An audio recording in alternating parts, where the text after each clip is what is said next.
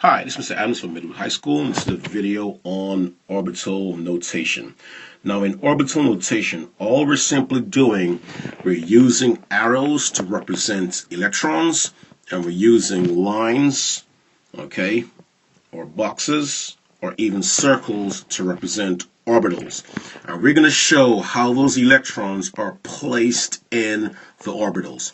Now, the topic of orbital notation is very useful when we get to chemical bonding, because it actually shows how certain atoms bond with other atoms, and even another topic of hybridization, but we'll talk about that later on.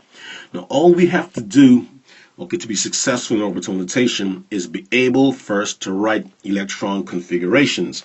Now, I have a video on that. We did it before in class, so we're moving on from there. So for example, hydrogen, right, would have a electron configuration of 1s1, right? Remember, we used this chart over here to determine that, right?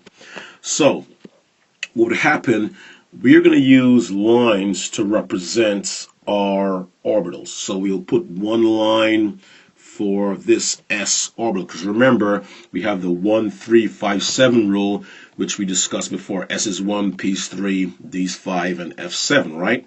So to represent one electron, all we need is one arrow. And normally by convention, we start with the arrow going up, okay? Now the arrow going up normally represents positive spin, okay? Now we're moving on to lithium. Now lithium has a configuration of 1s2, 2s1.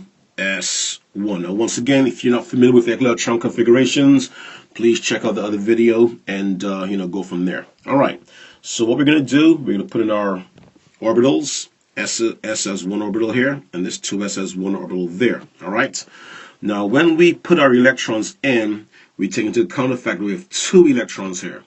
So we put 2 arrows in the first on the first line, but we must be careful of the fact that we must put them as showing opposite spins, because of Pauli's exclusion principle, we cannot have 2 identical electrons in a particular orbital. So what we do to show opposite spin, we show one as going up and one as going down like that, and we move on. Okay, so that's opposite spin.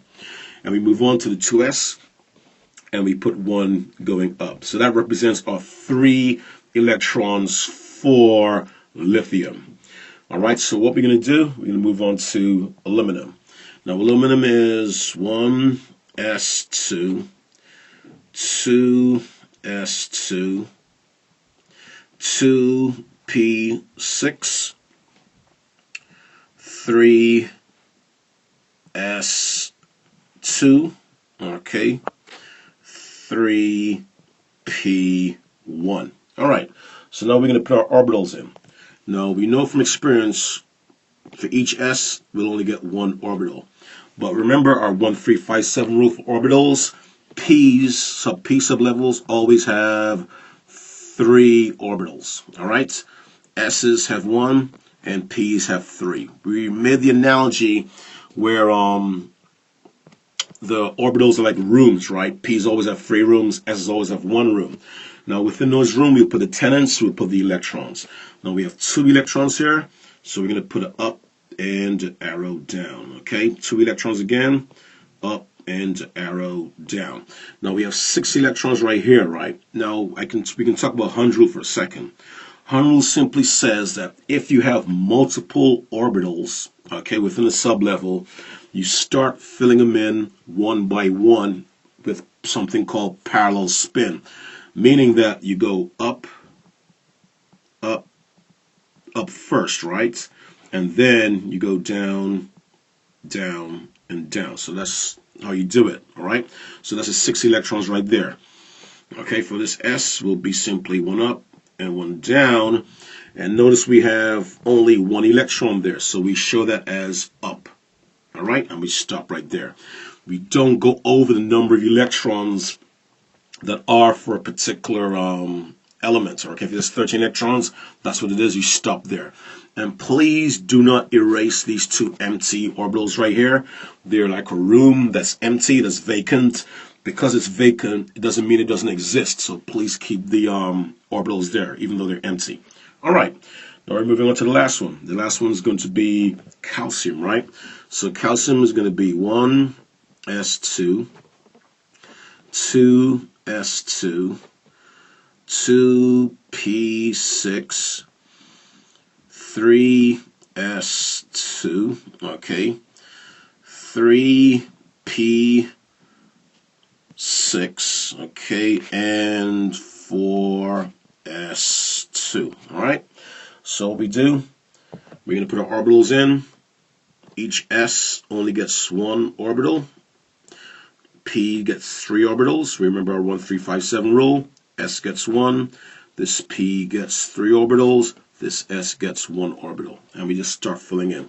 So this S, first S, will be 1 up and 1 down, 1 up and 1 down for that S. You got 6 electrons right here, so we go up, up, up first, and then down, okay? And down again. Up, down, okay, and so on. And we just fill them all in. But remember Hund's rule, you always fill by parallel first, up, up, up first, individually as much as possible, and then you go down, down, and down, okay? And up and down for this one. Okay, as always, hard work plus sacrifice equals success. I hope this video was a help. Please remember that you must know how to do electron configurations. Know that you can use lines, you can use boxes or circles to represent orbitals. Okay, remember the rule about opposite spin. Okay, you cannot have 2 identical electrons in a particular orbital, so that's why we have them up and down. And remember Hund's rule. We call it sharing the love in class, right? Where you have to separate them individually and make them parallel as much as possible before you continue for multiple orbital sublevels. All right, take care.